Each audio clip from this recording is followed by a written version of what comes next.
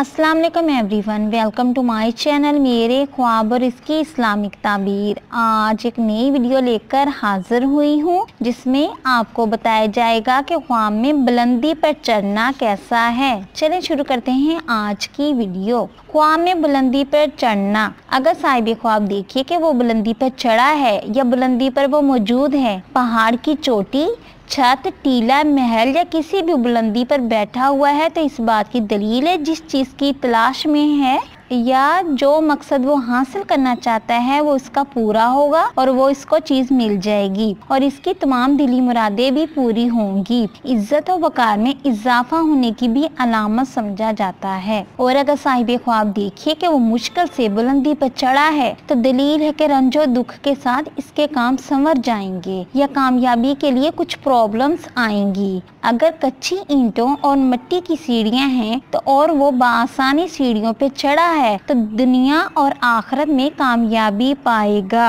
और दीन पे साबित कदम रहेगा। और अगर साहिब ख्वाब देखे कि सीमेंट या पत्थर की बनी हुई सीढ़ियां हैं और वो बआसानी ऊपर चढ़ा है तो इज्जत और वकार के साथ साथ इसके दौलत में भी इजाफा होगा। और अगर साहिब ख्वाब देखे कि वो आसमान पे चला गया है और फिर वो वापस भी आया है तो दलील है कि वो सख्त बीमार होगा मगर आखिरकार सेहतयाब भी होगा। उम्मीद करती हूँ कि अल्लाह तबारक ताला आपका ख्वाब आपके हक में बेहतर करे और उम्मीद करती हूँ कि आपको ये वीडियो अच्छी लगी होगी तो इस वीडियो को लाइक, शेयर एंड सब्सक्राइब करें। अगर कोई सवाल करना हो इस वीडियो के मुतालिक या किसी भी ख्वाब की कोई भी ताबीर मालूम करना चाहते हैं तो कमेंट्स में कर सकते हैं। Thanks for watching and supporting video. अल्लाह हाफिज़।